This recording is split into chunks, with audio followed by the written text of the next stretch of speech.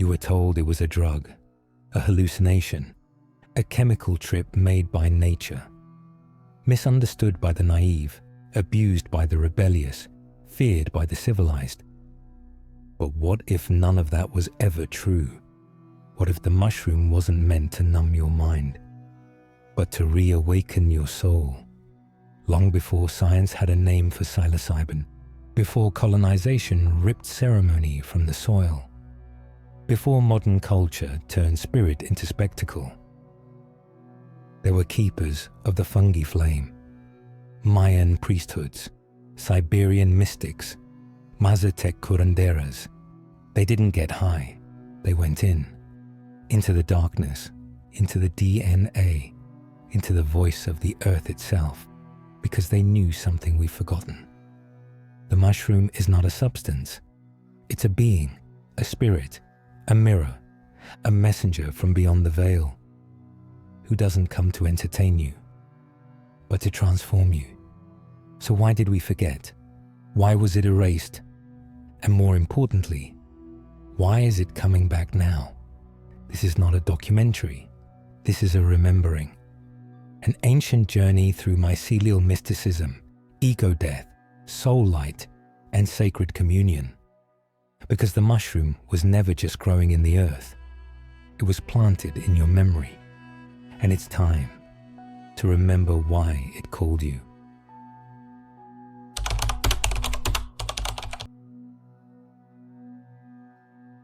They told you it was dangerous, that it would twist your mind, fracture your perception, make you see things that weren't there. They called it a trip, something accidental, risky, unstable.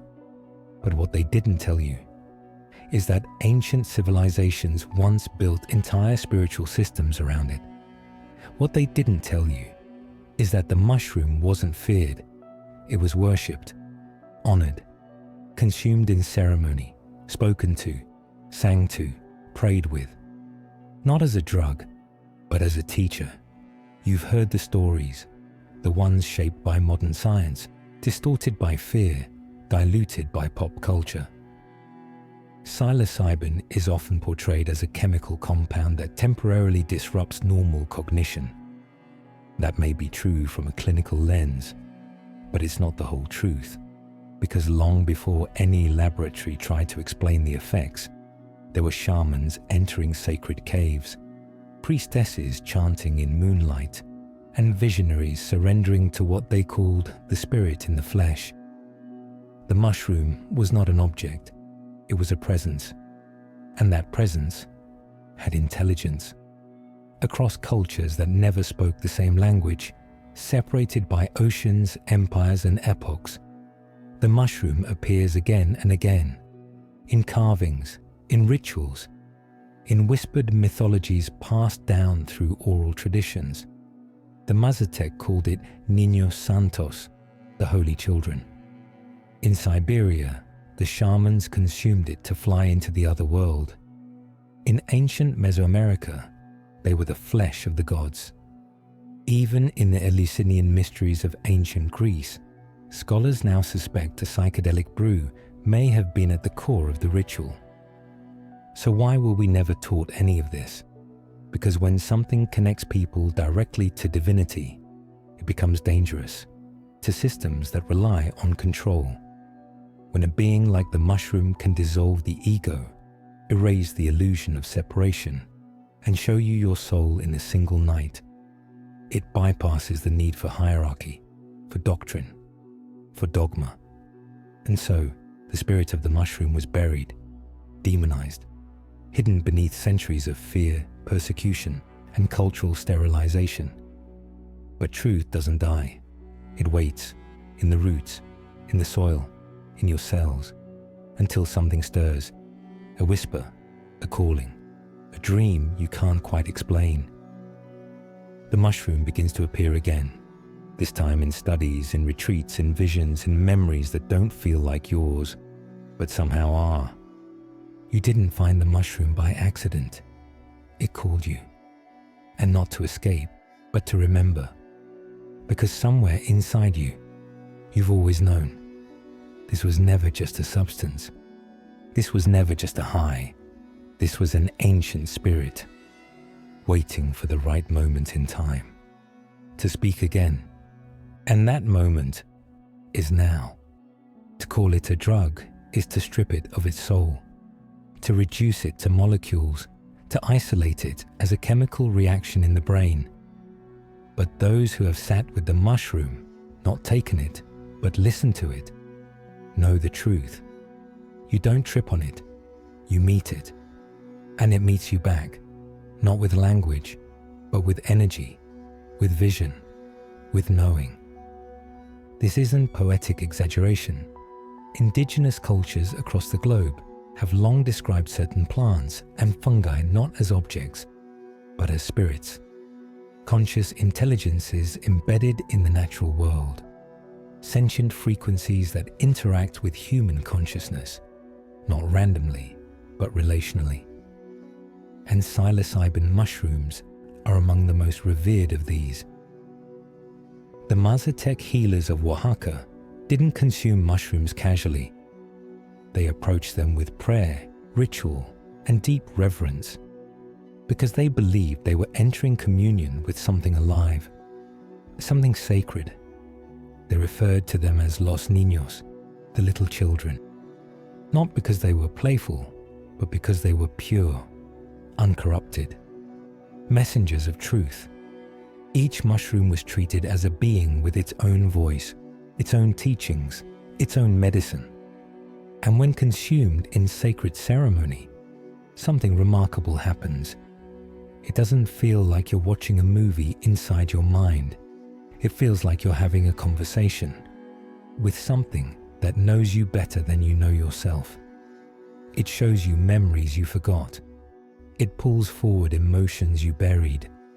It dismantles illusions with surgical grace and replaces them with something deeper, ancient, and stunningly true. Modern neuroscience tries to explain this away. It tells us that psilocybin reduces activity in the default mode network of the brain, the region associated with the ego and self-referential thinking. And that's valid. But what if that's just the mechanism, not the meaning?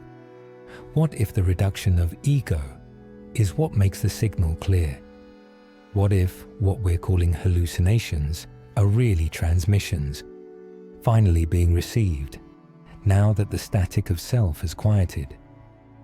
You don't need to believe the mushroom is conscious to receive its teachings, but those who have gone deep often speak of it like a guide, a presence, a trickster sometimes, a grandmother at others, a cosmic mirror that reveals without judgment, but never without consequence. Because this being, whatever it is, does not exist to entertain you. It exists to evolve you. And when approached with humility, with reverence, with the heart of a seeker, rather than the hunger of a consumer, the mushroom responds, not always gently, but always truthfully. So no, this is not a drug. It's not an escape. It's not a thrill. It's a teacher, a spirit, a consciousness older than empires and younger than the breath you're taking right now. And if you listen closely enough, you'll realize it has been waiting to meet you for lifetimes. Long before modern civilization claimed the monopoly on truth, long before books were bound, temples were built, and gods were given names, there were fungi. Not just growing in the wild, but woven into the very fabric of spiritual life. Ancient cultures didn't just believe in the divine, they communed with it. And some of the oldest pathways to that communion were mushroom rites, hidden in myth, buried in earth, passed down in whispers and visions. In Mesoamerica, the Olmecs, Zapotecs, and Mayans all left behind clues. Stone carvings with mushroom-shaped heads, ceremonial altars, and murals depicting ecstatic figures in states of altered perception. The Nahuatl word for psilocybin mushrooms was Teonanacatl, which translates to flesh of the gods. Not metaphorically, literally. They believed that consuming these fungi allowed them to ingest divinity, that through the mushroom, they weren't just praying to the gods, they were becoming them. In Siberia, the ancient shamans of the Arctic tundra worked with Amanita muscaria, the iconic red and white mushroom, in deeply sacred rituals. They wore reindeer skins, journeyed into trance states, and returned with knowledge from other worlds. These ceremonies were not recreational. They were acts of cosmic stewardship. The fungi were seen as bridges between realms, carrying messages from the unseen into the physical world. Even in ancient Greece, at the heart of one of the most mysterious and revered spiritual traditions, the Elusinian mysteries, there's growing evidence that a psychoactive brew known as kykeon played a central role.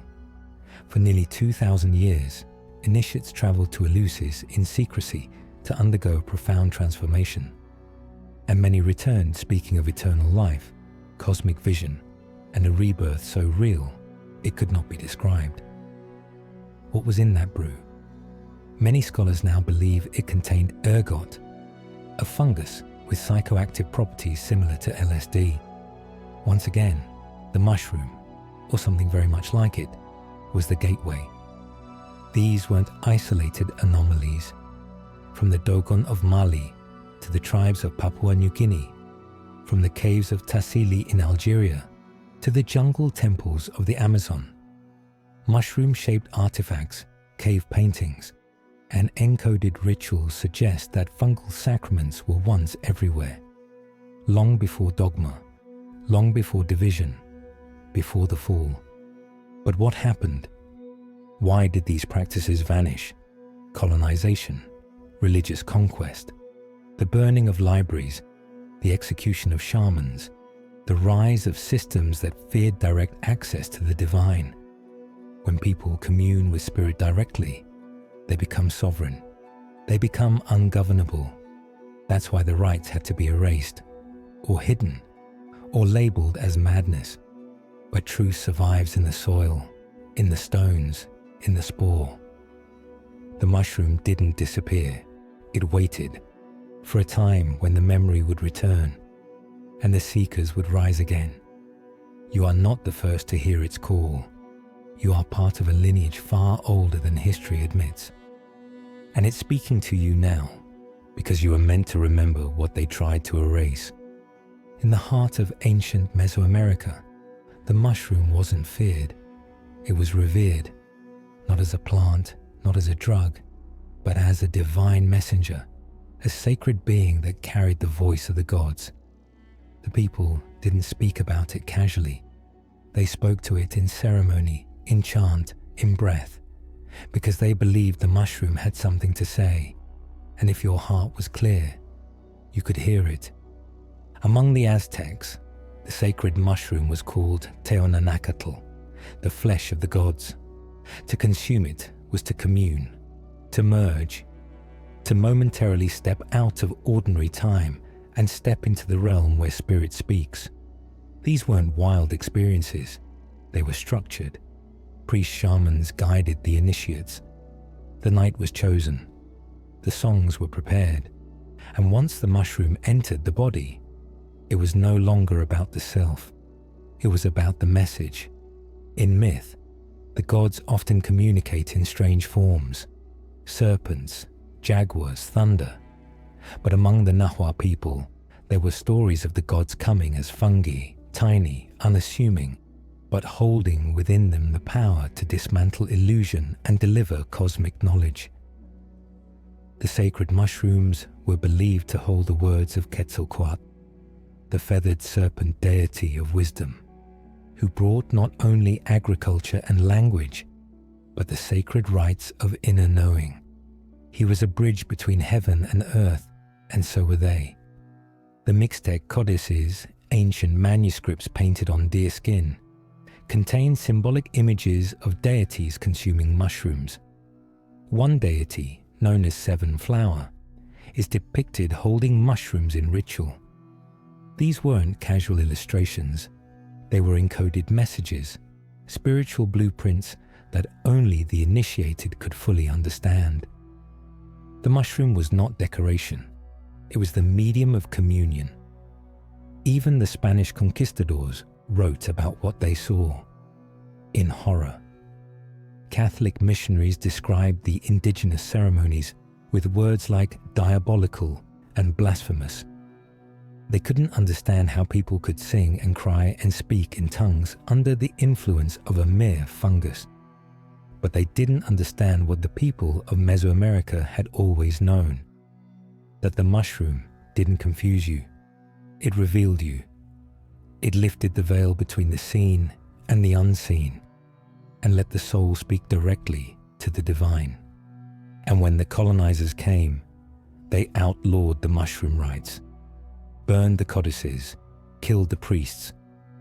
They knew the danger wasn't the mushroom, it was what it unlocked. A people who didn't need intermediaries, who didn't fear death, who could hear the voice of the cosmos for themselves. But the myths remained.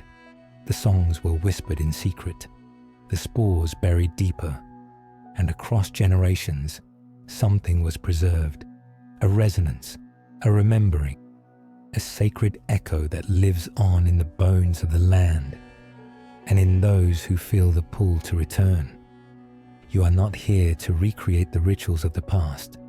You are here to remember the message, because the mushroom still speaks. And now, it's speaking to you. In the frozen landscapes of ancient Siberia, long before modern science named Psilocybin, the mushroom was already being honored.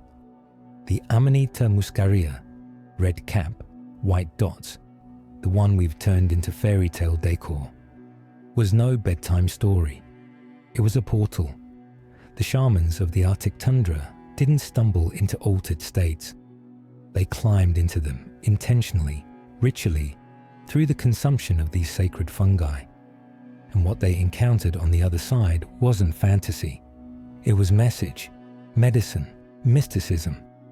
These rituals were precise. The mushroom was dried, sometimes fermented, and often consumed under strict ceremonial conditions.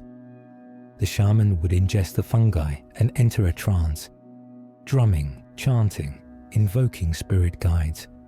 In this state, it was believed they could fly, not in body, but in spirit. They journeyed to other realms, retrieved information for healing, and brought back answers from the unseen.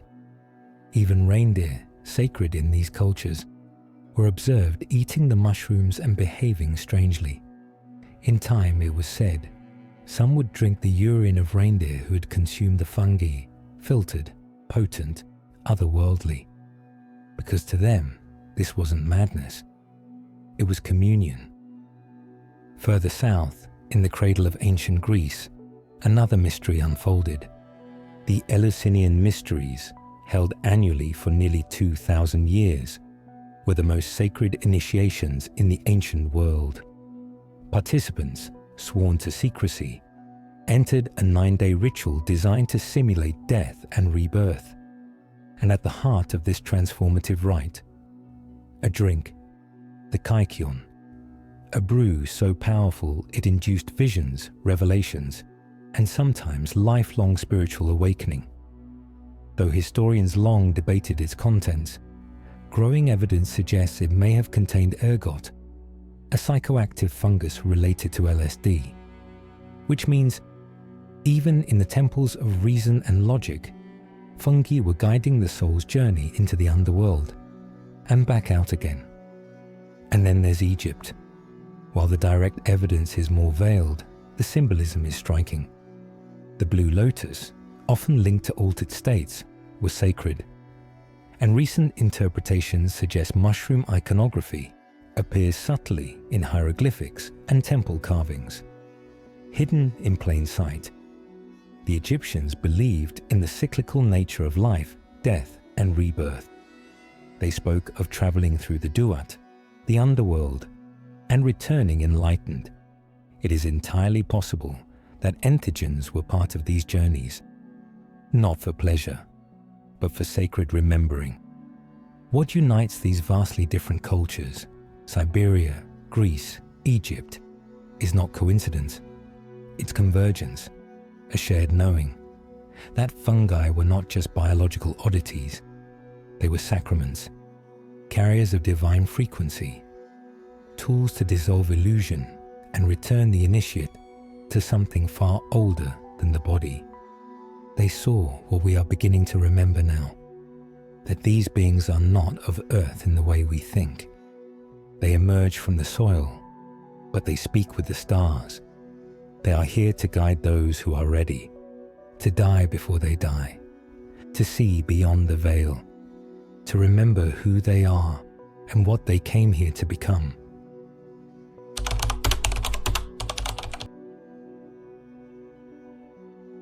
To the untrained eye, it may look like the mushroom simply alters your perception.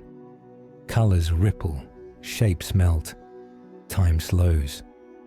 But for those who've entered sacred space with it, who've surrendered fully, not to the sensation but to the presence behind it, they know something far deeper is happening. The veil thins, and the world beyond this one begins to emerge. Psilocybin doesn't just create visuals. It disassembles reality as we've been taught to see it. It pulls back the curtain between the visible and the invisible, revealing what mystics across cultures have always described: a living spirit world that coexists with ours, a realm where ancestors speak, where symbols become language, where light and shadow move like dancers, showing you exactly what your soul needs to see, no more, no less. To the Aztec shamans, entering this space was never seen as a hallucination. It was crossing into sacred territory. They believed the mushroom opened what they called the path of the heart, a bridge between the human and the divine, between this world and the world of the spirits. It wasn't entertainment, it was revelation. Modern science tries to interpret these visions as neural patterning, data recycling, default mode network disruption. And yes, those mechanics exist, but the indigenous worldview doesn't see those as contradictions. It sees them as gateways. The spirit world isn't a metaphor, it's a dimension, one that becomes perceptible when the filters of ego, fear, and conditioning are momentarily lifted. People who've journeyed with psilocybin often describe encounters, beings made of light, animal spirits, archetypal presences. Some meet deceased relatives. Some receive healing from what can only be described as otherworldly hands. Others witness the construction of the universe itself, geometry made of sound, vibrating through dimensions, the common thread. These experiences feel realer than real, not imaginary, primary. This is why the mushroom was always approached as a sacred key, a passport into non-ordinary reality, not to escape life, but to understand it. Because in the spirit world, you don't just see your trauma, you feel its origin. You don't just recall your purpose, you remember it in your bones. But this world has rules. It demands respect. It doesn't respond well to ego or control.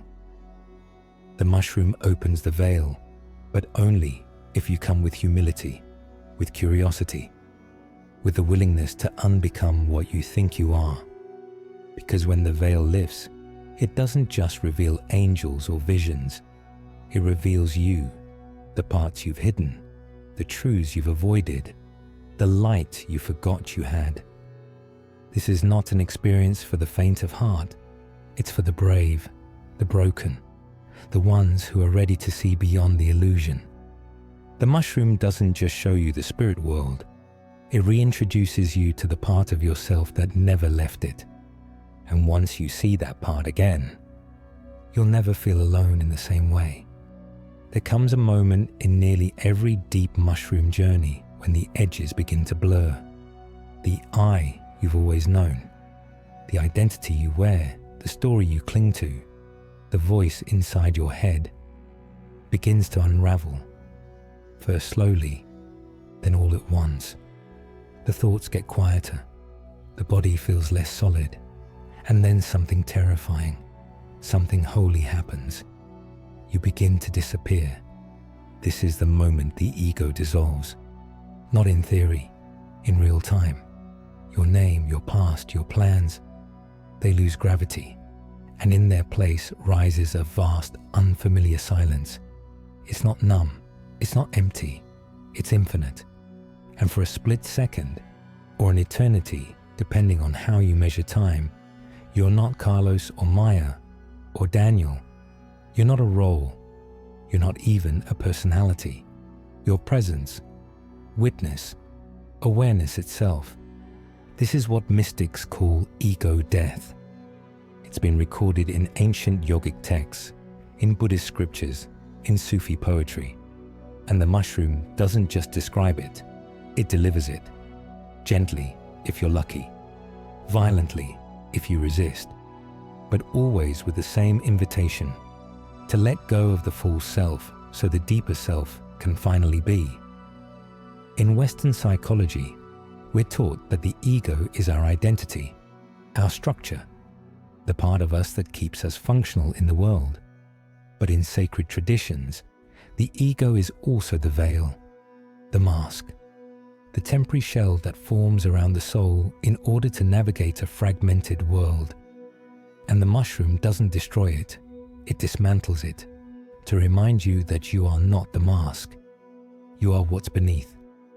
That's why some journeys feel like death, because in a way, they are. The death of certainty, the death of control, the death of the story that says, this is who I am, and I know what's real. And when that story dies, something else emerges, not always immediately. Sometimes you sit in the in-between, the void, wondering if anything will return. But eventually, the light comes, gentle, subtle, and with it, a new knowing. You are more than the body, more than the trauma, more than the personality you've spent years defending. You are awareness, you are breath, you are the field in which it all arises and dissolves. And once you've seen that, you can never unsee it. Ego death isn't the goal, it's the gateway. It strips away everything that isn't true, so you can rebuild your life from what is. The mushroom doesn't erase you. It introduces you to the real you, not the you that performs, but the you that remembers. And when the ego returns, and it always does, it's just a little quieter, a little softer, a little more in service to the soul, because something inside you has changed, and nothing can take that away. There's a point in the journey, just past the soft dissolving of the ego, when the light doesn't arrive right away. Instead, you're met with something else, something ancient, vast, and silent. It's not chaos, it's not terror, it's darkness. Not the darkness of fear, but the darkness of the void, the place before beginnings, the space where all things gestate. This is the cosmic womb. It's the part of the mushroom journey no one talks about. The moment when your mind can't grasp what's happening and your heart hasn't yet caught up. You float or fall into something that feels both empty and full. There are no visions here, no booming voices, no grand revelations, just silence, stillness, shadow. But this isn't a mistake, it's preparation. Because just like the seed must split underground before it grows, and the fetus must gestate in complete darkness before birth, the soul too must pass through the womb before it remembers its light. Many travelers describe this phase as a space of deep surrender. It's not pleasant, it's not beautiful. Sometimes it's even frightening, but it's sacred, because the darkness is not punishing you, it's holding you, breaking down what's false, dissolving what's no longer aligned. It doesn't rush, it doesn't explain, it simply asks you to let go. Ancient initiatory rites across cultures mirrored this journey. The mystery schools of Egypt, the underworld descent of Inanna in Sumerian myth, the catabasis in Greek tradition, all spoke of a descent into shadow before the rise of illumination. The initiates were symbolically buried, cut off from the world, left in the dark. Only after this death-like stillness could they re-emerge, reborn, reformed, realigned. The mushroom mimics this path. It guides you not into light immediately, but into the holy dark. Because only there in that void can your soul speak without interruption. Only there can the noise of the world fall away long enough for the deeper truth to rise. It may feel like nothing is happening, but everything is. This is the part where your nervous system resets, where your spirit integrates, where your story loosens its grip, and your truth begins to take shape. And then, when the time is right, the visions come, the insights, the waves of love. But they don't come to those who force them. They come to those who wait, who surrender fully to the not knowing. This is the gift of the cosmic womb. It's not absence, it's incubation. Not emptiness, but potential. And if you can sit in that darkness without panic, without needing to escape, you'll discover that what rises next isn't just light. It's you, the you that was always waiting to be born.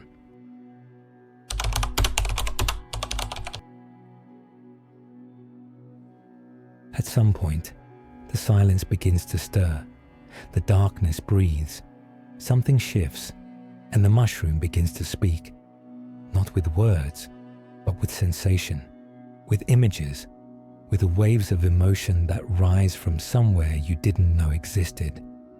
This is where the alchemy begins.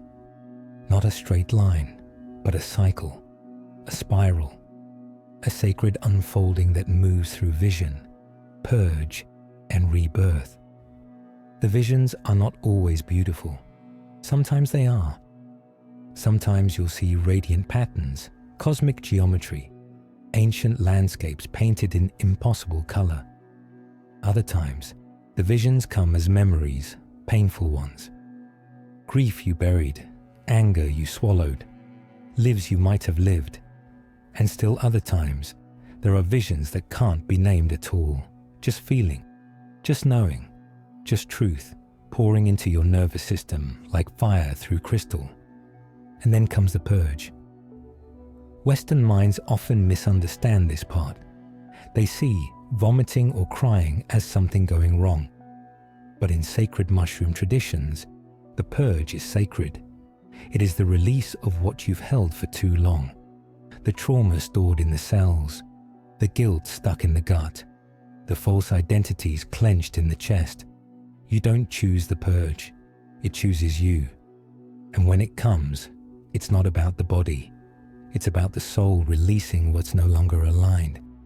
Sometimes it's physical, sometimes it's emotional, sometimes it's subtle. But every purge is a clearing, a preparation. And on the other side, something else begins to rise. Rebirth, not always dramatic. Sometimes it's as soft as a breath. A single moment of peace so deep, it makes you weep. A realization so gentle, you almost miss it. But it changes everything. You see yourself differently. You feel lighter.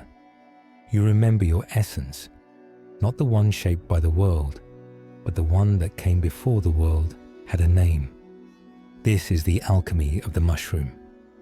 It does not promise pleasure. It promises transformation. And real transformation isn't clean. It's raw. It's sacred disassembly followed by divine reassembly. It's not about what you saw. It's about what you released, what you faced, what you let go of to make space for what's always been waiting. Indigenous traditions understand this. That's why they guide the journey with care, with prayer, with song, because they know this is a rite of passage, a death, a birth, a remembering. And when the trip begins to fade, and the room returns, and the body feels heavy again, something's different.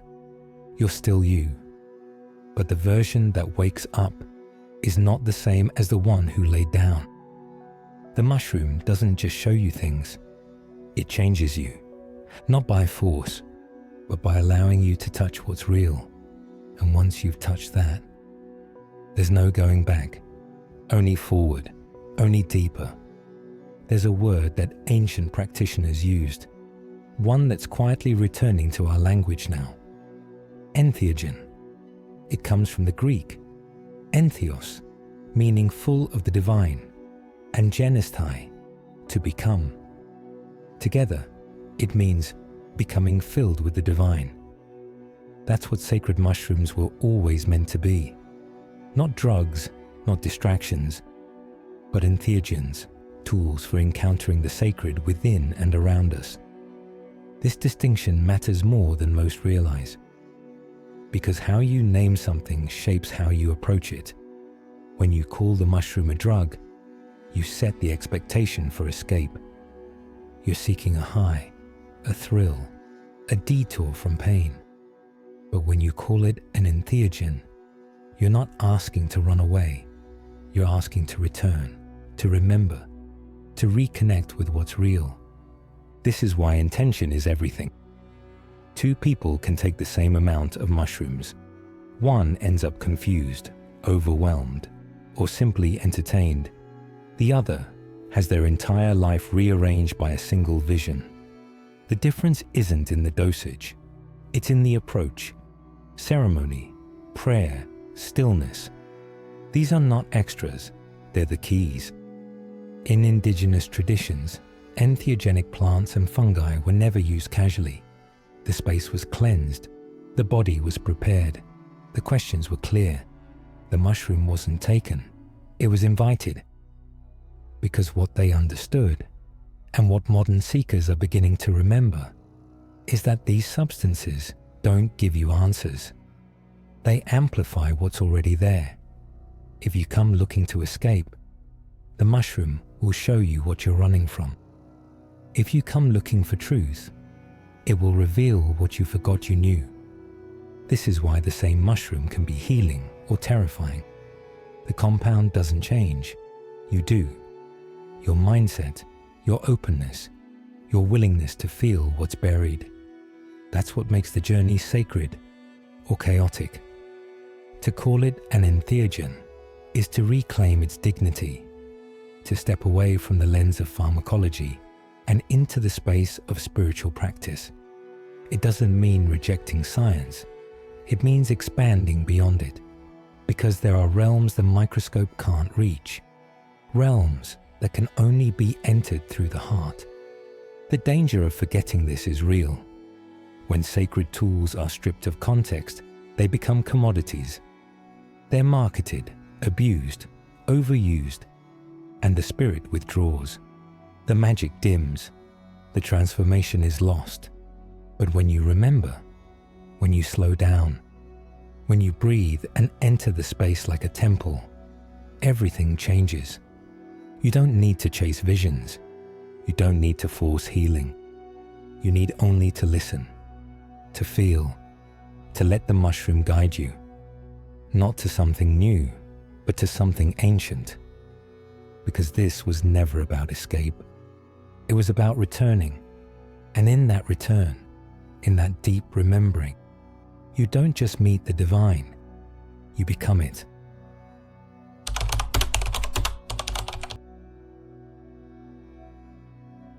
For nearly 2,000 years, the most revered spiritual initiation in the Western world took place in secret. It happened just outside Athens, in a sanctuary called Eleusis. Emperors, poets, philosophers, and common citizens all traveled there, year after year, seeking something they couldn't find in temples or texts. The Elusinian mysteries promised no dogma, no doctrine, only transformation. And those who underwent the rite all said the same thing afterward. They no longer feared death. But what exactly happened inside those walls? That question has haunted scholars for centuries. The rituals were so secret that revealing them was punishable by death. And yet, whispers persisted. Participants described visions, cosmic unity, encounters with the divine feminine. The experience was said to mirror death, descent, and rebirth. And at the center of the rite was a sacred drink, the kykeon, a potion made from barley and mint, but believed by many to contain a hidden ingredient, a psychoactive fungus. The theory, proposed by researchers like R. Gordon Wasson, Albert Hofmann, the chemist who discovered LSD, and Carl Ruck, suggests that the kykeon was laced with ergot, a fungus that grows on grain and contains alkaloids similar to LSD. In controlled doses, it could induce profound visionary states. And if this theory is true, then the spiritual core of the ancient Greek world, the place where initiates believed they saw the secrets of the afterlife, was fueled not by metaphor but by mushroom. Think about that. Plato, Pindar, Cicero. These were not fringe mystics. These were the intellectual giants of their time. And many of them credited their Elusinian initiation with changing their understanding of reality. They weren't escaping. They were awakening. And they were doing it, quite possibly, through sacred fungi. But like so many other plant-based rites, the Elusinian mysteries eventually disappeared. As Christianity rose to power, pagan rituals were outlawed, temples were destroyed, the rites were shut down by decree, and the knowledge, both of the ceremony and the sacrament, was buried. This wasn't just a shift in religion, it was a shift in access. In Eleusis, the divine was experienced directly, no priest, no mediator. The initiate met the mystery face to face. But in the New World Order, that was too dangerous. The divine had to be filtered, managed, controlled. And so, the kykeon was forgotten. The rites silenced. The spirit hidden. But memory is resilient. It lingers in the stones, in the blood, in the dreams of seekers who feel the pull to something ancient, sacred, and free. Today, the question isn't just whether they were tripping. The question is, what did they see? And what would you see if you followed that same path? Look closely at the ancient Christian icons, not with modern eyes, but with the eyes of someone who remembers the old ways. You might begin to notice something strange. In certain illuminated manuscripts, in forgotten corners of medieval churches, in mosaics faded by time, there are shapes, forms, images that don't quite belong to the narrative but whisper of something older, something fungal. Some art historians and researchers have long pointed out these peculiarities. A figure seated beneath a large red cap with white spots. A tree with a trunk that resembles a mushroom stalk, crowned by a canopy that looks suspiciously like a cap. In the 13th century French chapel of Plaincourant, there's a fresco of the Garden of Eden, where the tree of knowledge doesn't resemble an apple tree. It resembles Amanita muscaria, the sacred red mushroom of the shamans. Coincidence? Perhaps. But what if these weren't accidents? What if they were echoes of a forgotten layer of early Christian mysticism? One that remembered the entheogenic rites of the old world and tried to preserve them in symbols. The earliest Christians lived on the fringes of empire. They inherited a world shaped by Roman paganism, Greek mystery schools, and ancient Hebrew mysticism. Some early sects, like the Gnostics, believed in direct revelation through visionary experience. They spoke in riddles, symbols, inner light, and it's not unthinkable that within these secret teachings, plant and fungal sacraments had a role. John M. Allegro, a controversial scholar and one of the original translators of the Dead Sea Scrolls, took this theory to the extreme in his book, The Sacred Mushroom and the Cross. He argued that early Christianity began as a fertility cult centered around the use of psychedelic mushrooms and encoded their power in allegory. While his claims have been largely dismissed by mainstream scholars, some of his observations still provoke curiosity, because whether or not Christianity began with mushrooms, there's no denying that something was erased. By the 4th century, Christianity became the religion of empire. The mystical was replaced by the hierarchical. The visionary was replaced by doctrine. The feminine, the earth-based, the ecstatic, all buried beneath cathedrals of control. And whatever relationship early Christians may have had with sacred plants or fungi was condemned, rewritten, or forgotten. But art remembers what language forgets.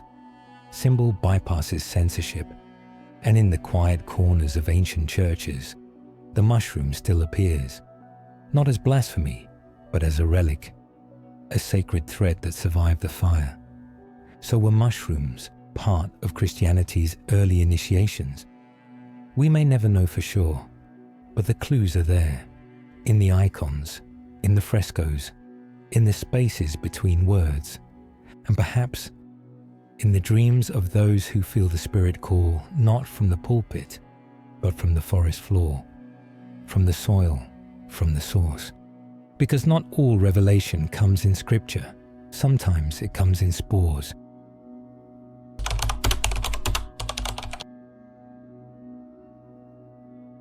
The moment the old world met the new, the sacred was labeled savage.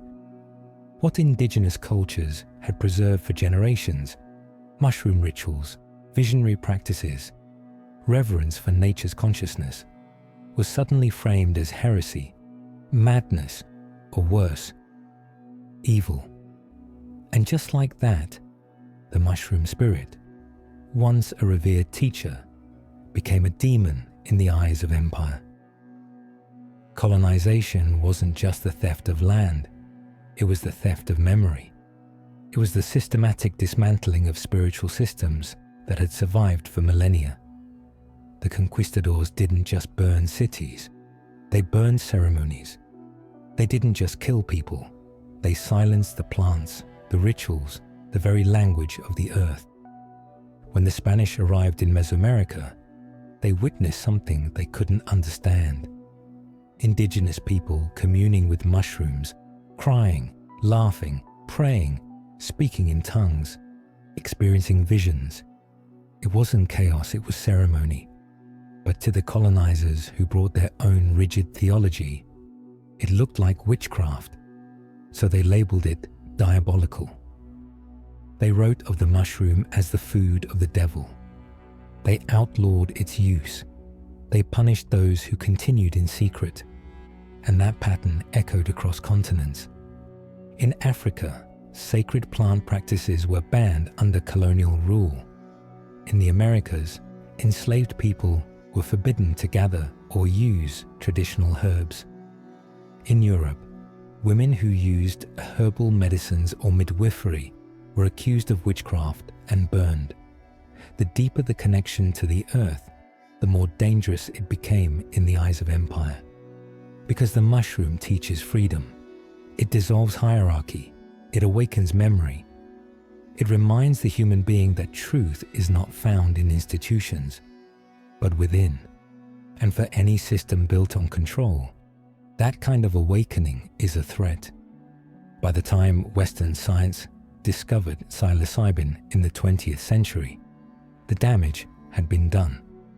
The mushroom was already buried under centuries of fear. It was classified as a narcotic, criminalized, medicalized, stripped of its soul and studied only for its chemistry. And even when researchers like R. Gordon Wasson, Albert Hofmann, and Maria Sabina helped bring it back into the Western imagination, it was still treated as other, a substance, not a spirit. But despite the fear, the mushroom survived. It survived in the mountains of Oaxaca, in the dreams of the shamans, in the whispers of those who remembered. It survived in symbols, in art, in silence. Because the mushroom isn't just a thing, it's a being. And beings can't be erased, only hidden. Today, as more people seek healing, truth, and reconnection, the fear is cracking, the veil is lifting. But we must approach this remembering with reverence, not as a trend, not as escape, but as restoration. Because the mushroom was never evil, it was never dangerous. What made it dangerous was its power to awaken. And now that awakening is returning, not through conquest, but through remembrance, through the sacred act of listening to what was once silenced. In the shadowed pages of European history, there was a time when the sacred feminine was hunted, not because of what she had done, but because of what she remembered.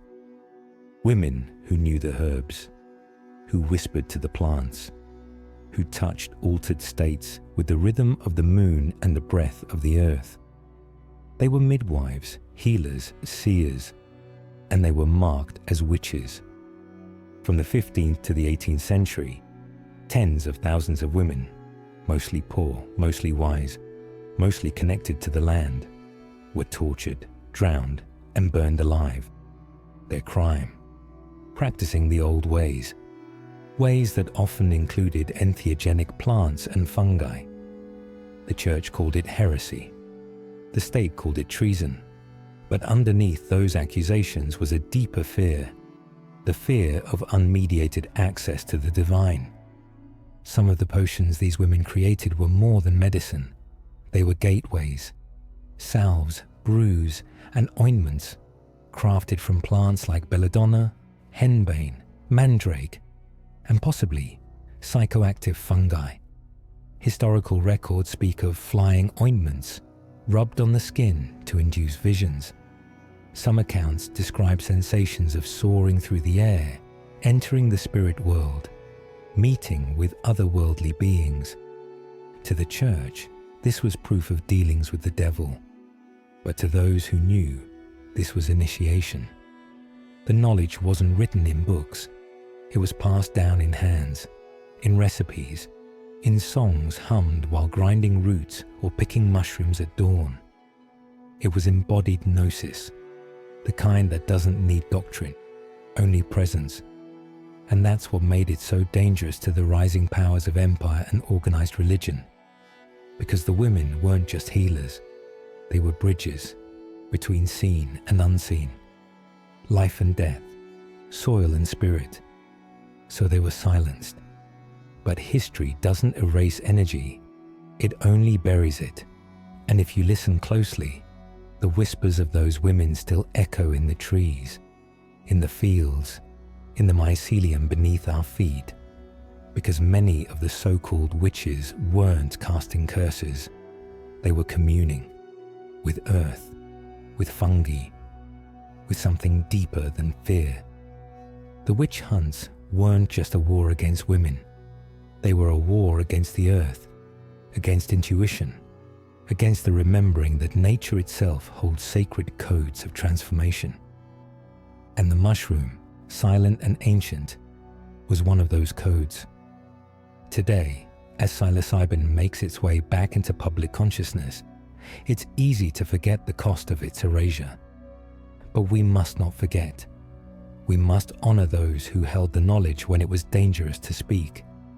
We must listen not only to the research, but to the roots. Because those who were burned were not evil, they were awakened. And their flame didn't die in the fire.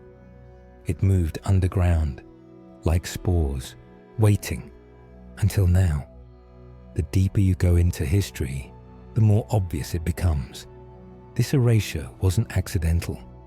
The disappearance of the mushroom spirit from religion, from medicine, from myth, was deliberate, systematic, and rooted in fear. Because the mushroom doesn't just open your mind, it opens your sovereignty. And for those who wanted control of empires, of souls, of stories, that was the greatest threat of all.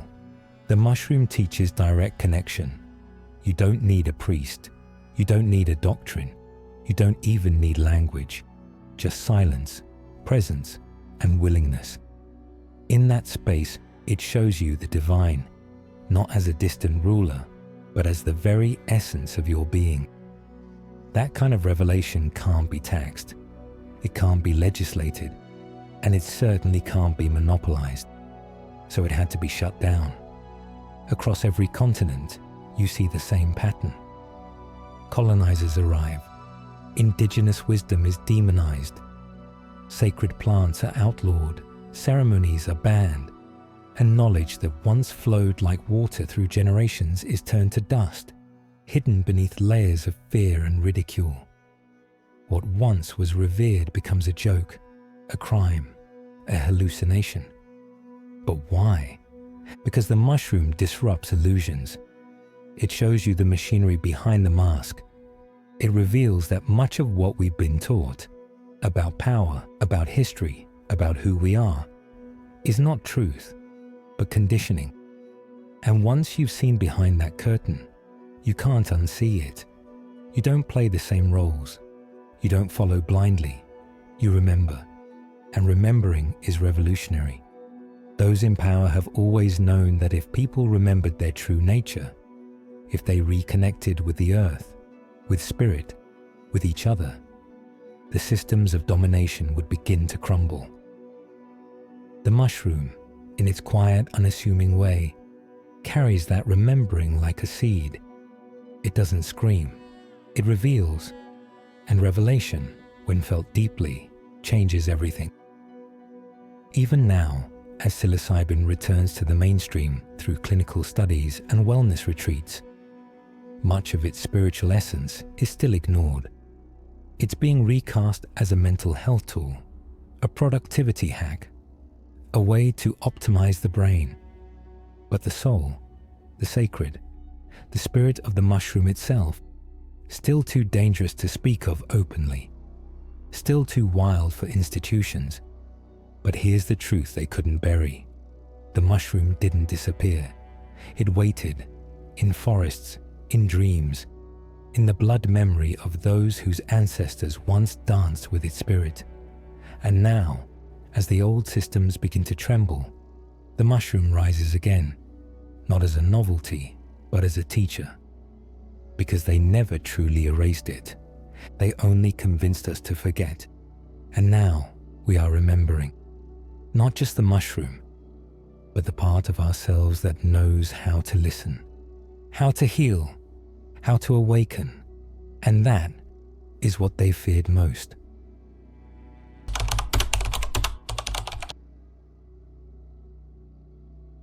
High in the misty mountains of Oaxaca, long after the conquistadors came and the crosses replaced the old altars, the sacred mushroom continued to speak, hidden in plain sight, protected by the quiet devotion of the Mazatec people. For centuries, they kept the tradition alive, not as rebellion, but as reverence. And at the heart of that tradition stood the curanderas, the female healers and priestesses of the mushroom path. Among them, one name would echo far beyond the mountains: Maria Sabina, a humble Mazatec woman, a poet, a spiritual midwife, and unknowingly, the bridge between two worlds. Maria Sabina never sought attention. She didn't call herself a shaman. She referred to herself as a sabia, a wise one. Her work was deeply ceremonial. She led veladas, night-long healing ceremonies where psilocybin mushrooms, known to her as niños santos, holy children, were consumed in sacred ritual. For Maria, these weren't drugs. They were beings, spirit guides, messengers from the divine. In the 1950s, her world changed forever. An American banker and mushroom enthusiast named R. Gordon Wasson, after years of searching, was invited, under false pretenses, into one of her ceremonies. He wrote about the experience in Life magazine in 1957. The Western world was stunned. A secret had been revealed. Indigenous people were still using psychedelic mushrooms in spiritual practice. and the rush began. Scientists, hippies, mystics, journalists, all came pouring into the quiet village of Huautla de Jimenez. They didn't come to learn. They came to consume, to trip, to take.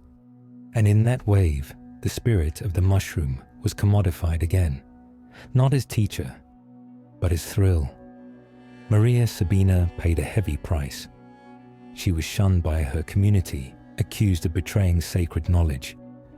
Her home was burned. She died in poverty. And yet, her legacy endured. Because even though the West misunderstood her, even though her story was twisted by headlines, her essence still shines through, in her words, in her songs, in her prayers. Her veladas were not about visions. They were about healing, about helping the sick remember their soul, about guiding them back to balance, to presence, to spirit. She never claimed ownership of the mushroom. She said the voice she heard was not hers. It was the voice of the mushroom itself, of God, of the eternal wisdom that speaks when we become still enough to hear.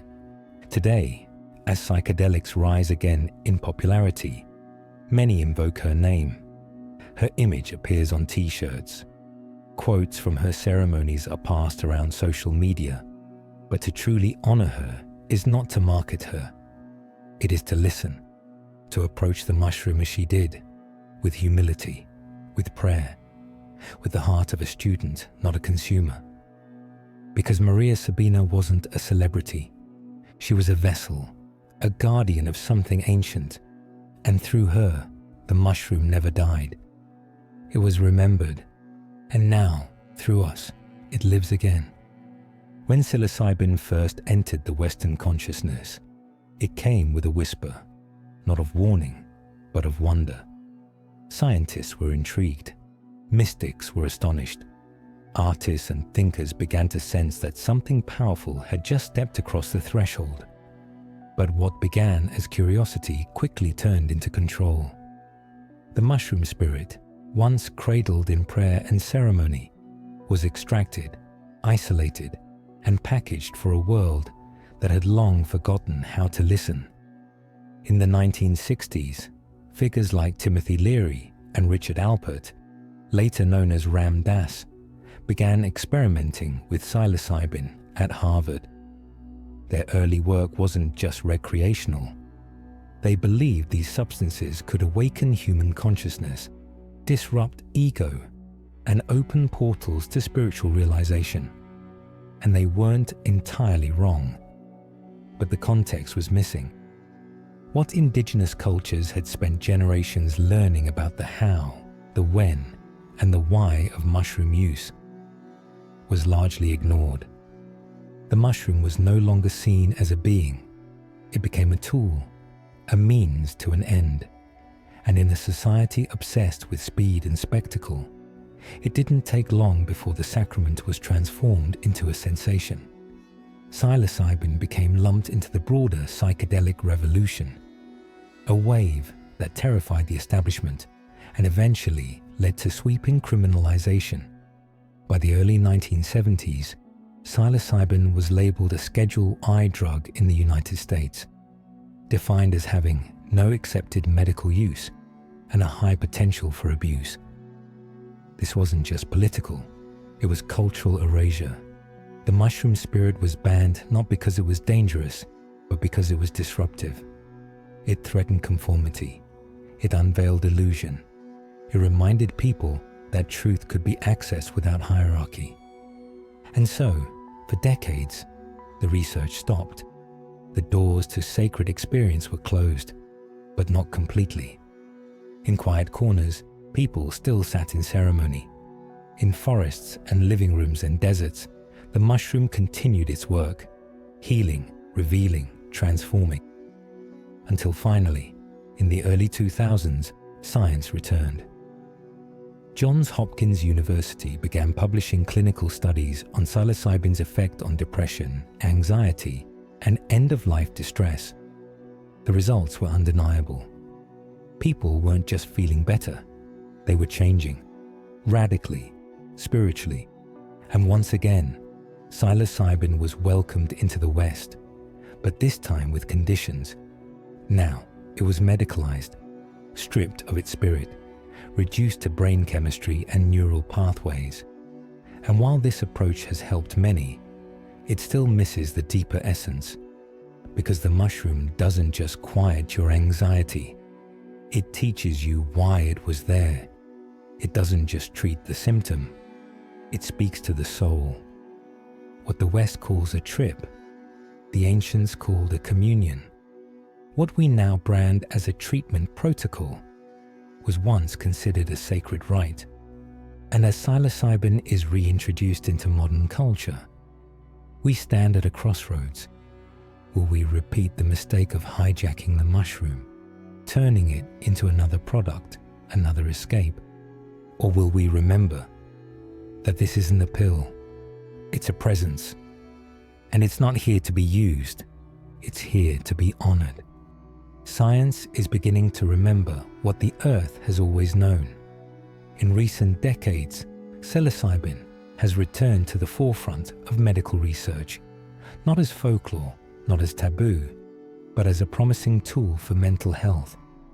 Clinical trials at institutions like Johns Hopkins, NYU, and Imperial College London have shown staggering results. Patients with treatment-resistant depression report profound relief. Those facing terminal illness describe peace.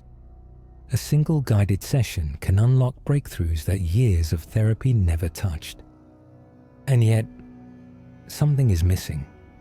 The data is clear, the results compelling. But beneath the surface of this so-called psychedelic renaissance lies a quiet forgetting. In the rush to explain psilocybin through brain scans and statistical models, we've begun to ignore the sacred again. The mushroom is being rebranded, not as a spirit, but as a molecule, not as a teacher, but as a treatment. And though healing is happening, we risk losing the soul of the medicine. In the lab, psilocybin is measured by how it modulates serotonin, by how it disrupts the default mode network, by how it enhances neuroplasticity. And all of this is valid, useful, necessary, but the maps of the brain are not the same as the terrain of the soul. A scan may show decreased activity in the ego center, but it cannot capture the moment someone weeps because they remembered a childhood joy. It cannot measure the wave of love that overtakes a person who for the first time feels held by the universe. That is the heart of the mushroom's magic, and it cannot be reduced to charts. The ancients never separated healing from spirit. They understood that illness was not just physical, it was energetic, emotional, relational, disconnection from self, from earth, from the divine. Psilocybin was not just a remedy, it was a bridge. It reconnected the broken threads. It restored the forgotten wholeness. And it did so not through pharmacology, but through revelation. Today's scientific models don't account for that. They are cautious, secular, bound by double-blind protocols. And while this caution is important for safety and legitimacy, it leaves no room for mystery, for the sense that something, someone, is guiding the experience. Not hallucination, presence. We now have the chance to merge the best of both worlds, to take the precision of science and marry it with the reverence of spirit. But that can only happen if we remember that the mushroom is more than a compound. It is a consciousness, and it responds not just to dosage, but to intention. Spiritual amnesia has cost us dearly before. It's what led to prohibition, to persecution, to the erasure of entire traditions. Let's not repeat that cycle. Let's not replace dogma with data and call it progress. Let's reclaim the whole truth. Because the mushroom doesn't just heal the mind, it awakens the soul. And that awakening, if we honor it, can heal far more than we imagine. It can help us remember who we really are.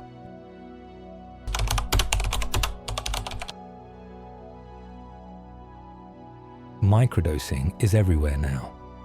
Silicon Valley uses it to boost creativity. Entrepreneurs claim it sharpens focus, lifts mood, clears fog, and there's truth in that. At a physiological level, psilocybin, even in small amounts, can reset the brain. But while microdosing is becoming mainstream, it's important to understand what it is and what it's not, because microdosing and ceremonial work with the mushroom are not the same path. They are different gates, and they lead to different kinds of awakening. Microdosing is subtle, a whisper in the nervous system. It's not meant to create visions or shift your reality. It gently tunes the frequency, like adjusting the strings of an instrument, so life can play through you with more clarity. For many, it brings emotional resilience, deeper presence, and a renewed connection to the body. It's like watering the roots. Not dramatic, but vital. Ceremony, on the other hand, is a storm, a sacred upheaval. It's the full immersion into the presence of the mushroom spirit. It's not subtle. It's intentional confrontation, a dismantling of illusions, a meeting with the truth you've been avoiding, or the love you've been longing for. In this space, you're not operating, you're surrendering. Both paths have value, but they require different containers. Microdosing works best with consistency and integration, journaling, meditation, somatic awareness. Ceremony requires preparation, guidance, and recovery. It's not something you schedule between meetings, it's something you bow to. The danger comes when we blur the lines. When people treat microdosing like a productivity tool, without ever understanding the being behind the compound, or when they jump into a high-dose experience without the reverence, the support, the intention that makes it safe. The mushroom is intelligent. It responds to how it's approached. And when it's treated like a commodity, it can withdraw. The experience might still happen, but the teaching won't land. In traditional cultures, there was no such thing as casual mushroom use. Whether the dose was small or large, the relationship was sacred. Even microdoses were often prepared with prayer. The fungi weren't just consumed, they were welcomed. And maybe that's what the modern world is being asked to remember, that the point isn't how much you take, it's how you show up. Are you listening? Are you honoring the experience, no matter how small, as a dialogue with something greater than yourself? If so, even a microdose can shift your path. Not because of the molecule, but because of the mindset. The mushroom doesn't care about trends, it cares about alignment. And when approached with humility, whether in ceremony or in daily rhythm, it will meet you where you are, not to impress you, not to fix you, but to remind you that the real medicine was never the mushroom. It's the relationship you build with it. That's where the healing lives. You don't find the mushroom finds you. Not because it needs to be discovered, but because you need to remember. Again and again, people describe the same experience. They weren't seeking it, but it appeared. A conversation, a book, a dream, a synchronicity. And suddenly, the path opened. Not through force, not through planning, but through invitation. The mushroom has always worked like this. It's not casual, it's not random, it's relational. It watches, it waits. And when you're ready, not when your calendar says you are, but when your soul is, it whispers. The message might come subtly, or it might crash into your life like thunder. But when it calls, it's unmistakable. Indigenous elders say that sacred plant teachers have their own intelligence. They observe us. They know our wounds, our defenses, our longing, and they do not waste themselves on those who aren't ready to receive. The mushroom doesn't care about curiosity. It cares about readiness. It doesn't perform, it reveals. And when it chooses you, things begin to shift. Old beliefs fall away. Emotional armor starts to crack. You may find yourself dreaming more vividly, feeling more deeply, sensing the sacred in places you once ignored. These are not side effects, these are signs. The mushroom doesn't just show up for a single night of visions, it begins preparing you long before the first ceremony. Sometimes this preparation is gentle, sometimes it's brutal. Relationships unravel. The job that no longer aligns begins to crumble. You feel pulled to solitude, silence, earth. These aren't coincidences, they are clearings, space being made for something ancient to return. And yet, even when the mushroom calls, you still have a choice. Free will is never taken from you. You can delay, you can decline. But once the call is heard, something inside you knows. It's only a matter of time. Because it's not about the experience itself. It's about what the experience activates, who you become after, the integration, the alignment, the remembering. And it doesn't always look like bliss. Often, it begins in shadow, in discomfort, in truth that shakes your bones. Because the mushroom does not flatter. It shows you what you need to see, not what you want to. But even in the hard moments, there's a strange grace, a sense that something deeper is guiding the process, holding you, teaching you not with words, but with presence. And when that presence chooses to enter your life, nothing remains untouched. You don't schedule the real journey. It unfolds when it's time. Not your time, but divine time. So if you feel the pull, the dream, the whisper, know this: you are being chosen, not to escape, but to awaken, not to consume, but to remember. And the one choosing you has been waiting since before you were born.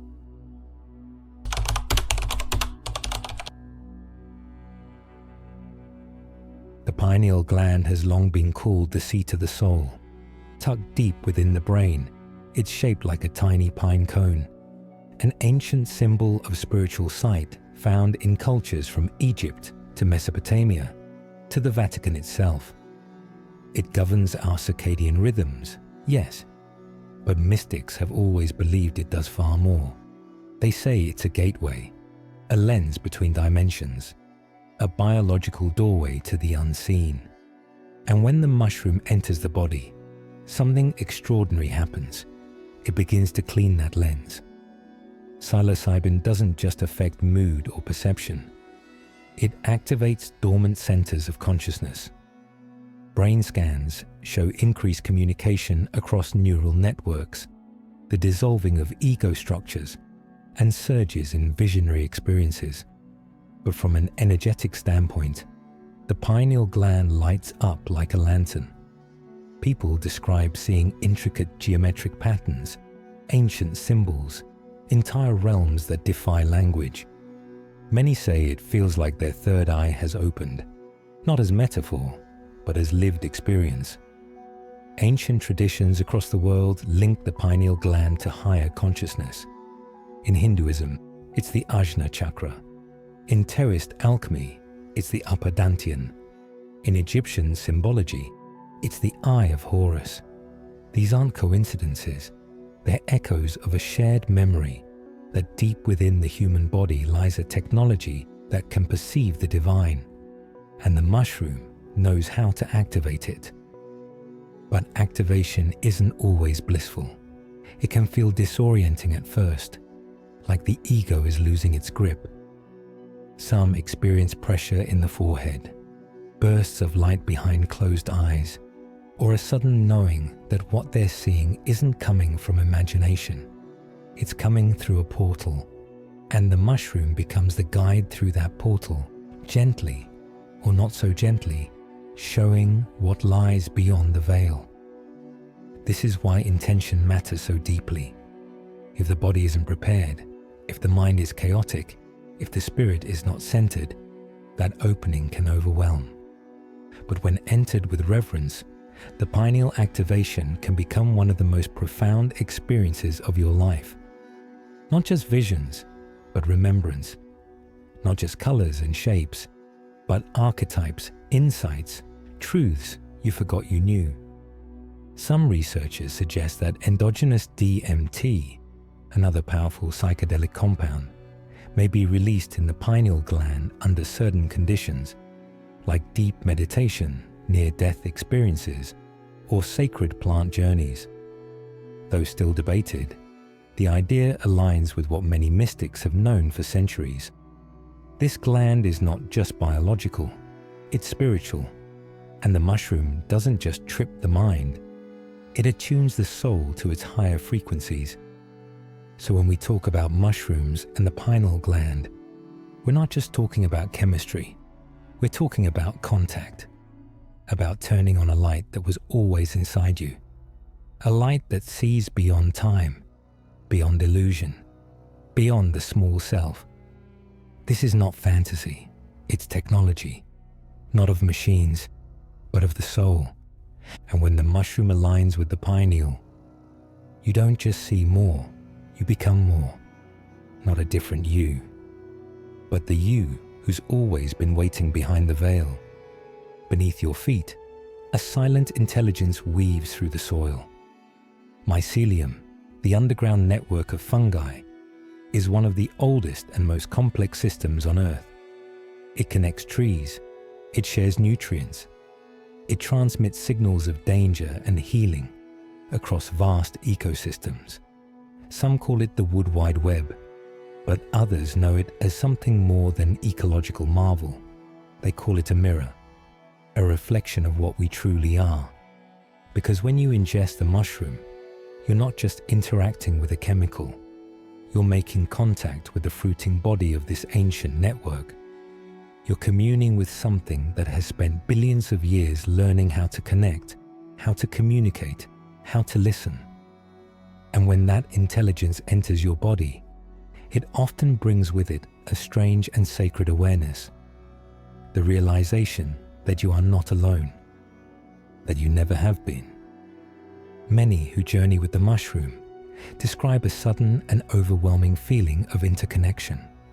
They feel the heartbeat of the planet, the grief of the forest, the breath of the wind. They sense the emotions of others, not as concepts, but as lived experience. And what's even more powerful, they feel their own walls dissolving. The separateness they once believed in begins to fade, and in its place, a deep truth emerges. We are one organism, one consciousness, wearing 7 billion masks. The mycelium reminds us that individuality and unity are not opposites. They're expressions of the same truth. Just like every mushroom is unique, yet still part of the same network underground, so too are we. Unique in form, united in essence. Modern science confirms what indigenous wisdom always taught. Mycelium is not just a passive conduit. It makes decisions, it adapts, it responds to its environment in real time. It even seems to prioritize the well-being of the whole over the survival of a single part. And this is what the mushroom teaches us when we're ready. It doesn't ask us to abandon the self. It asks us to align it, to bring our uniqueness into harmony with the whole. When you sit with the mushroom, you may begin to see not only yourself more clearly, but the roles you play in the collective. You may feel ancestral pain rise, not just your own, but the pain of a lineage. You may sense Earth's sorrow or her joy surging through your chest like a song that was waiting to be sung. These aren't hallucinations, they're communications. The mycelial spirit showing you that consciousness isn't confined to the brain, it's a web, and you are one thread in its sacred design. To live with this awareness is not to become overwhelmed, it's to become aware, responsible, connected, and incredibly, humbly alive. The mushroom doesn't just open your mind, It opens your roots. It doesn't just show you visions. It shows you the network you've always been part of. And once you see it, once you feel it, you'll never walk on this earth the same way again. There's something many people won't admit publicly after a mushroom journey. But when they do, the story is eerily familiar. They'll say it softly, like a confession. I heard something, but it didn't come from me. Or we weren't speaking out loud, but we were communicating. It doesn't matter the culture or language. Across the globe, from indigenous ceremonies to first-time explorers, the same truth arises. Under the influence of psilocybin, people begin to hear without words, to understand without sound. It's as if the mushroom doesn't just open your mind, it opens your channel. This is what some call telepathic communion. Not the kind you see in movies, where thoughts are blasted across space like text messages, but a subtle, vibrational knowing. A sense that your consciousness is no longer contained within your skull, that it's extended, shared, interwoven with others, and with something far greater than logic can grasp.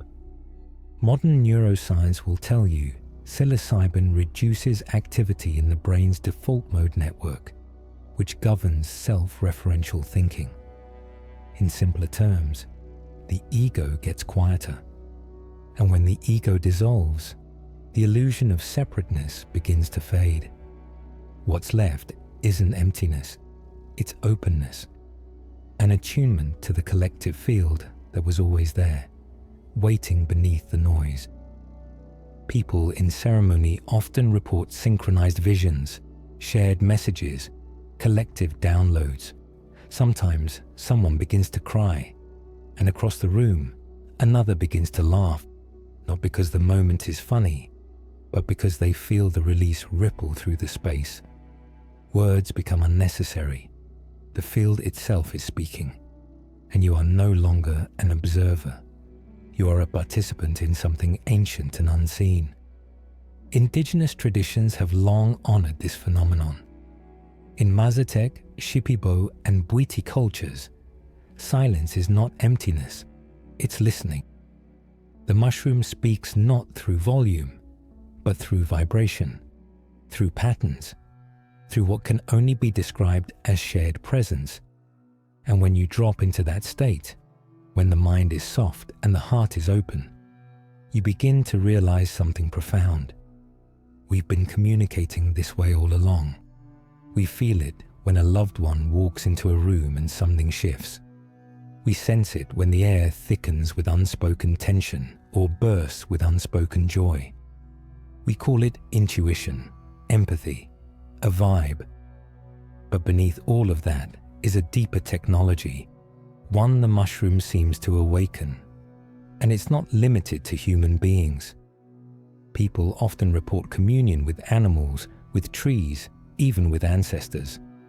These aren't hallucinations. They are transmissions, echoes through the collective field.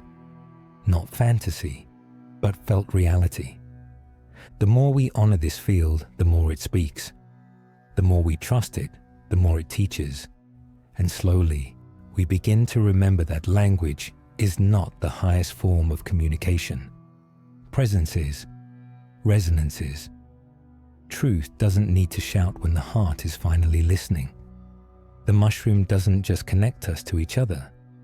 It reminds us we were never truly apart.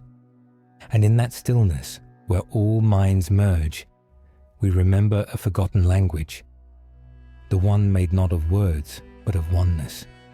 Something happens when you take psilocybin that goes far beyond brainwaves and visual effects. You may begin to feel it before the visions arrive. A tingling, a pulsing, an expansion around your body. Not just inside you, but around you. The space you occupy begins to shimmer, as if the boundary between you and the world is dissolving. This isn't imagination, it's your energy field, your aura, responding to the mushroom's frequency. Every living being radiates energy, Ancient cultures knew this long before science caught up. In the East, it's called prana ki, life force. In the West, we speak of vibes, of presence, of gut feelings. It's all describing the same thing: your electromagnetic field, your subtle body, your soul signal. And when you ingest psilocybin, that signal changes. Not artificially, not randomly, but as a response to something intelligent and alive interacting with your field. Healers and energy workers often describe seeing or sensing radical shifts in the aura of someone under the influence of sacred mushrooms. The colors become brighter, the edges expand, blocks, emotional, mental, energetic, begin to surface and dissolve. Old trauma stored in the field begins to lift, like smoke from a long-forgotten fire. Why? Because psilocybin doesn't just act on the brain. It harmonizes with your entire system. It raises your frequency, but it also reveals what doesn't match that frequency. That's why people often experience discomfort before clarity. The mushroom isn't punishing you, it's purifying you. Some feel heat in the body. Others experience tears for no reason. Laughter, shaking. These aren't side effects. They are energetic recalibrations. The aura is shedding what it no longer needs. It's releasing stagnant thought loops, unresolved emotions, inherited imprints. And in that release, light enters.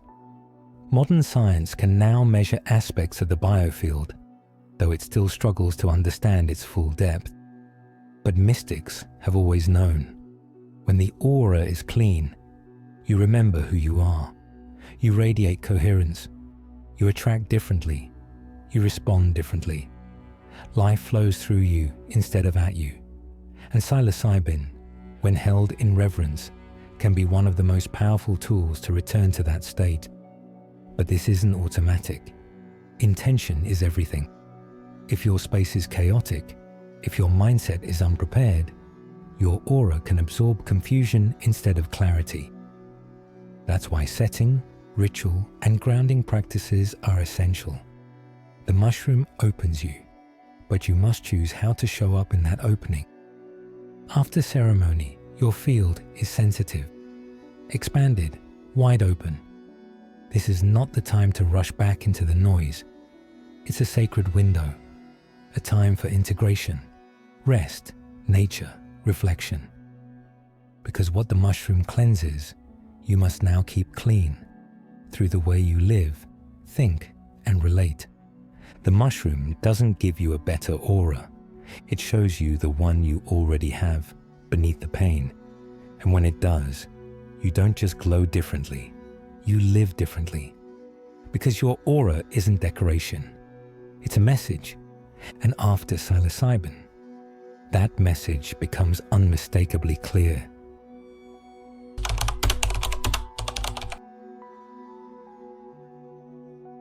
In the days after a deep mushroom journey, something lingers. You may find your dreams become vivid, strange, almost cinematic. Messages arrive through symbols. Old memories resurface. Sometimes even languages you've never studied flow through the subconscious, like rivers from another lifetime.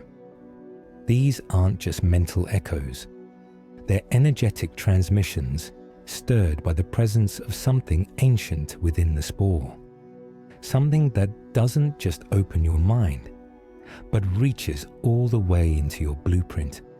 Because the mushroom doesn't only interact with your thoughts, it speaks to your DNA. Modern science tells us DNA is a biological code, a double helix of inherited traits, but mystics and visionaries have always said more. They've called it a spiritual library, a multi-dimensional record, a living antenna for higher consciousness, and psilocybin somehow seems to unlock it. Not randomly, but with precision. People who sit with the mushroom often describe receiving visions of geometric patterns, sacred codes, even ancient alphabets made of light. Some say they're being reprogrammed. Others feel their ancestral wounds begin to unravel, not through understanding alone, but through deep cellular release, the kind that feels older than this lifetime. The question is, how? Researchers are beginning to explore the epigenetic effects of psilocybin. Early findings suggest that psychedelics may influence gene expression, turning certain sequences on or off. This could explain the long-term changes people report after a single experience: greater compassion, reduced anxiety, a sense of purpose that wasn't there before.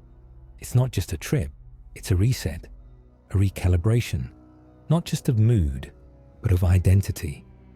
And it goes deeper still. Many cultures believe that fungi are the bridge between worlds, not just between dimensions, but between lifetimes. That somewhere in the intelligence of the spore lies the memory of the earth itself. Fungi were among the first complex organisms on the planet. They've survived cataclysms, carried wisdom through extinction events, connected species across millennia. Is it so strange to think they might carry the blueprint of healing too? What if every spore contains not just potential, but remembrance? What if, when psilocybin enters the body, it doesn't just alter perception, but activates a dormant intelligence coded within us all? That would explain the dreams, the visions, the knowing that cannot be taught, because it was never learned, it was remembered, not from books, but from the soul. This is why many who work deeply with sacred fungi describe them not as substances, but as keys. Keys to doors that were locked generations ago.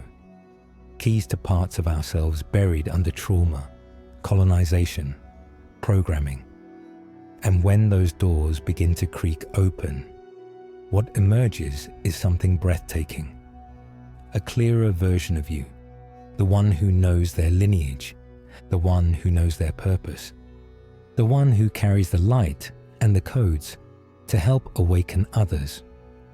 The mushroom doesn't give you something new. It helps you remember what's already inside. Because within the spore, there are stars. And inside your DNA, there is a map. And now, it's beginning to unfold.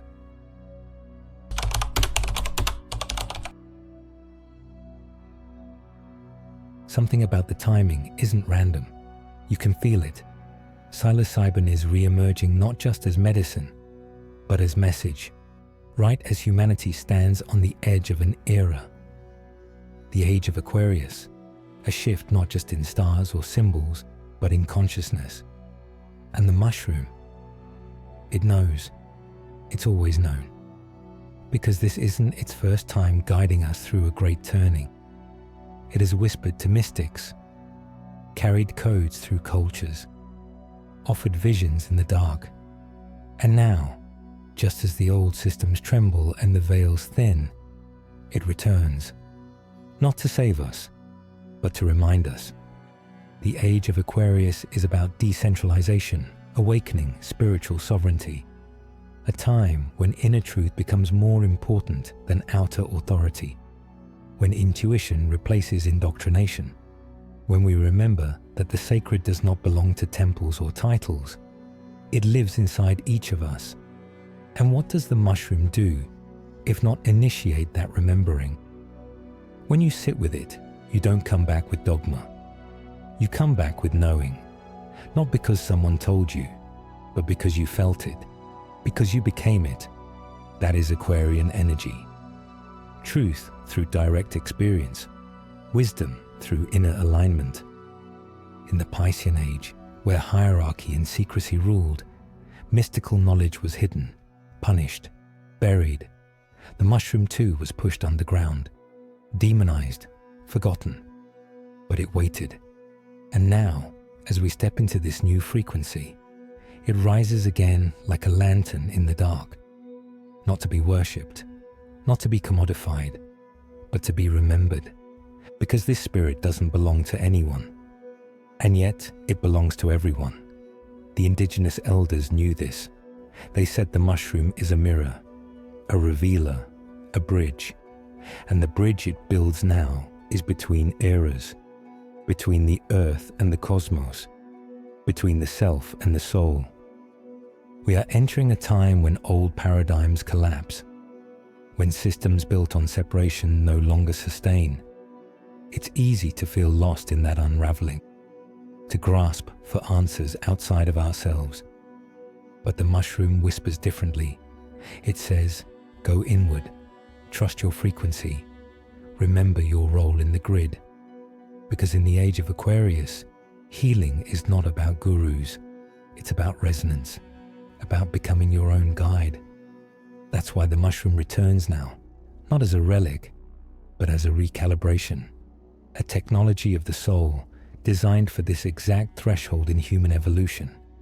And it comes with no hierarchy, no priesthood, only the invitation. Are you willing to see? Are you willing to change? Are you willing to remember? Because this new age won't be built by force. It will be built by frequency. And every awakened soul becomes a tuning fork. Every integrated journey, a ripple. The mushroom doesn't bring you into the future. It brings the future into you. And when it meets the Aquarian current, something ancient activates, not a trend, a transmission. And it sounds exactly like you, finally fully coming online. The ceremony doesn't end when the visions fade. In truth, that's when the real journey begins. Because the mushroom doesn't just show you the light, it asks what you'll do with it. The colors, the downloads, the feelings of cosmic unity, those are beautiful, yes. But they are not the point. They're the doorway. Integration is the path that follows. And that path isn't always easy. You may return home glowing with clarity, only to be hit with confusion the next day. You might feel overwhelmed or lost. You may begin to question everything, your job, your relationships, your identity. This is not failure. This is the work. Because the mushroom didn't come to entertain you. It came to reorganize you, to unearth the parts you buried, to bring your life into alignment with what your soul has always known. Integration means bringing the sacred into the ordinary. It means learning how to walk in a world that may not yet reflect what you've seen, but holding that vision anyway. It means listening deeply, moving slower, saying no to what drains you, even if it's familiar, saying yes to what heals you, even if it's terrifying. Some days you'll want to go back, to feel the peak again. But integration teaches you something deeper. The most sacred states are not meant to be chased. They're meant to be embodied. The true trip is not the one you had in ceremony. It's the one you have in traffic, in conflict, in loneliness, in love. The real question is, can you bring what you learned into how you live? This is why so many elders say the days after a mushroom journey are as sacred as the ceremony itself. They recommend rest, reflection, nature, journaling, time alone, time with those who understand. Because your nervous system is open, your energy field is sensitive, and what you choose now shapes how the teaching lands.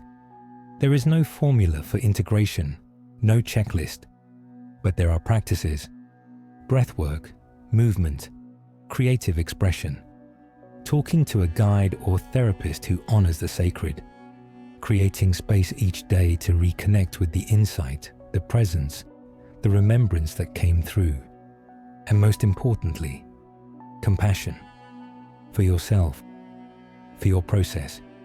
You're learning to walk differently, to live from soul, not ego. That doesn't happen in a weekend. It's a becoming, a deepening, a return. The mushroom may open the door, but you still have to walk through it, every day, every breath. And when you do, when you choose to live in alignment with the truth you've touched, your life becomes the integration, not just of the journey, but of who you really are. Because in the end, the greatest ceremony is how you treat your own heart, how you speak to others, how you show up when no one's watching. The trip ends, but the transformation is just beginning. The greatest misunderstanding is thinking the mushroom will fix you, that it will erase your wounds, silence your thoughts, or hand you the answers all wrapped in visions of light. But that's not how it works. The mushroom is not a magic pill. It is not a healer in the way we wish it were. It doesn't heal you, it shows you. And what it shows depends on how ready you are to see. It reveals the truths you've been avoiding, the grief you've been storing, the lies you've been telling yourself to survive. It brings it all up, not to punish you, but to free you. Because healing doesn't happen by bypassing pain. It happens by facing it, with presence, with courage, with love. This is why the mushroom has been called a mirror. Not a mirror for the face, but for the soul. It reflects your patterns, your energy, your inner landscapes, not as judgment, but as awareness. It whispers, look at what you carry, look at what you believe, look at what you've forgotten. And in that seeing, a doorway opens, not to immediate resolution, but to conscious choice. And that's the real medicine. Because once you see, you can no longer unsee. Some describe their experience like being cracked open. Their defenses drop. Their identity dissolves. They watch themselves from above or within. They feel both the child who was wounded and the adult who is still protecting that wound. And in the clarity of that moment, they understand. Healing was never about fixing what's broken. It was about loving what was hidden. But the mushroom doesn't do that part for you. It doesn't integrate your insights. It doesn't rewrite your habits. It doesn't pick up the phone, say the apology, or leave the toxic job. That's your work. And that's the point. The mushroom is a teacher, but you are the student. It is a flashlight, but you must walk the path. It is an ancient intelligence, yes, but its gift is not in doing the healing for you. Its gift is giving you the sight, the felt truth, that allows the healing to finally begin. This is why some journeys feel beautiful and others feel brutal. Why some are filled with light and others with shadow. Because the spirit of the mushroom is not here to entertain you. It's here to awaken you. And that process is not always comfortable, but it is always sacred. And if you allow it, if you sit with what's shown instead of running, something begins to shift. Not all at once, but layer by layer. You remember your power. You reclaim your story. You begin to trust your inner compass again. The mushroom didn't heal you. You did. But only because you finally saw clearly enough to choose something new. And that is the miracle. Something subtle has been lost in the modern wave of mushroom use. Not the science, not the legality, but the reverence. The way the ancients approached these fungi wasn't recreational, wasn't trendy, wasn't casual. It was ceremonial, rooted in deep respect. Because they didn't see mushrooms as a means to an end. They saw them as beings, as spirits, as sacred allies not to be consumed, but to be met. In today's world, it's easy to forget this. We're surrounded by language of dosing and biohacking, of trips curated like vacations. We talk about outcomes, productivity, optimization. But the mushroom was never meant to serve our schedules. It was meant to slow us down, to open the space between breaths, to pull us back into something holy. Ceremony is the container that holds the spirit. Without it, the teaching can scatter. The insights can fade. The message can be misunderstood. Ceremony isn't about incense and feathers, though those can be beautiful. It's about intention, about presence, about remembering that you're not taking a substance. You're entering a relationship. The Mazatec people, for instance, prepared for days before ingesting mushrooms. They purified their bodies. They prayed. They asked permission. The experience wasn't just personal. It was communal. It was relational. They believed the mushroom was listening before it was ever consumed, and they understood that how you approach the medicine shapes what it reveals. This is what modern seekers are being called to reclaim, because without reverence, we risk reduction. We reduce the mushroom to a tool, to a chemical, to something to consume and discard. But sacred medicine doesn't work like that. It doesn't respond to extraction. It responds to alignment. When you show up with humility, the mushroom meets you differently. It guides instead of overwhelms. It teaches instead of shocks. It partners with you. Ceremony slows everything down. It reminds you that you're stepping into a field of consciousness far older and wiser than yourself.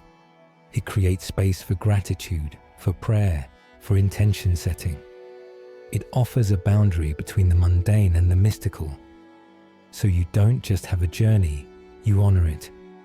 And this return to reverence isn't about being rigid.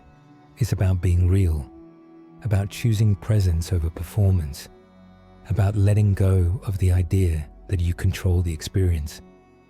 Because the most profound moments often happen when you surrender, when you admit that you don't know what's coming and open your heart anyway.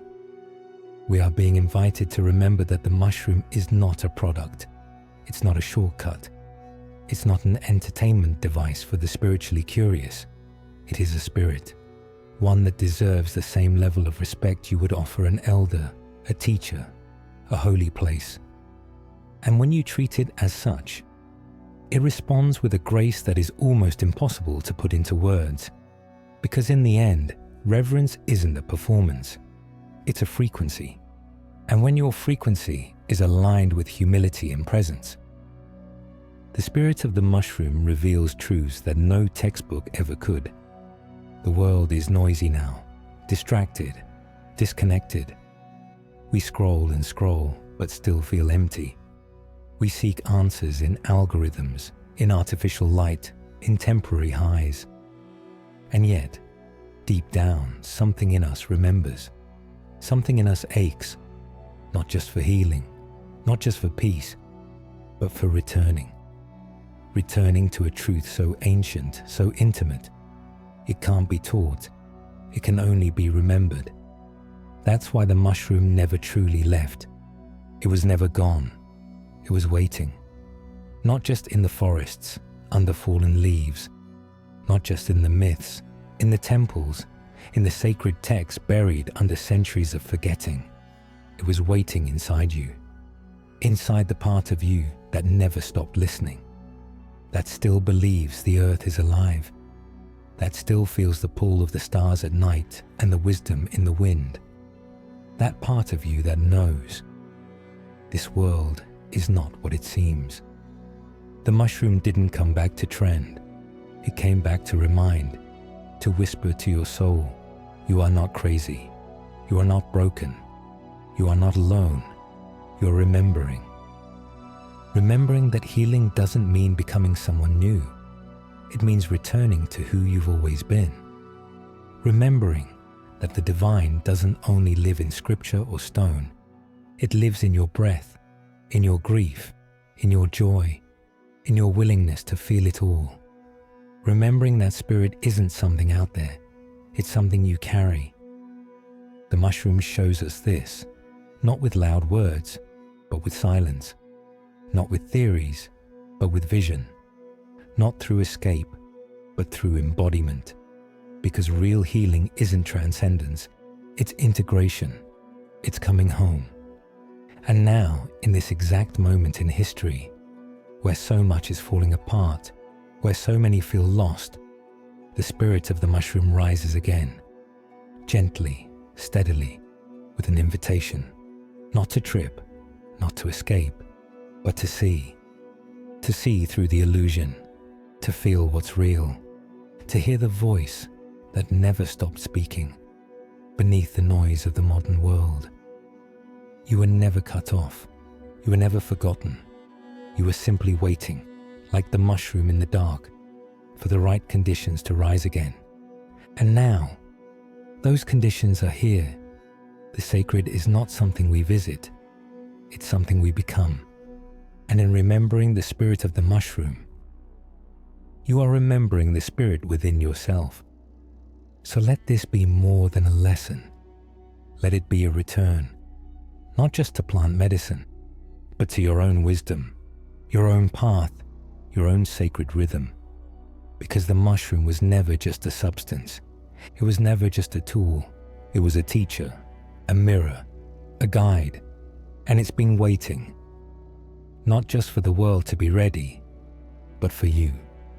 If this journey stirred something in you, if it reminded you of a truth you didn't even know you were missing, then this is just the beginning. Because here, we don't just share information, we awaken remembrance. So if you felt that pull, that whisper from the ancient, that resonance that says you're not alone, we invite you to join us. Subscribe to this channel so you don't miss what's coming next. Share this video with someone whose soul is ready to remember. And leave a comment below. Tell us what part of this message called to you the most. Because your voice matters, your story matters, you matter. We are not building an audience. We are gathering a tribe, one soul at a time. So until next time, stay grounded, stay open, and keep listening. Because the spirit is still speaking. Soul whisper and soul creator, the hidden voyage. If this journey moves something in you, don't let it end in silence. Let it echo. Share it with someone still afraid to speak of death, still avoiding the mirror, still pretending time is infinite. Let this video be the hand you extend, the torch you pass, the doorway they didn't know they were seeking. Leave a comment, not just to speak, but to witness. What part of you is beginning to awaken? What have you been avoiding that now asks to be seen? And if your soul feels ready to keep walking, deeper, quieter, truer, then this is your place. Not just a channel, but a temple. Subscribe and join a circle of seekers who no longer run from the end because they've begun to live from it. We release these videos like offerings, each one a prayer, each one a mirror, each one a map to awaken before the end, to remember who you are beneath the name, to walk together toward what cannot die, one breath at a time, one truth at a time, one sacred step on the hidden voyage. Soul whisper and soul creator. The hidden voyage.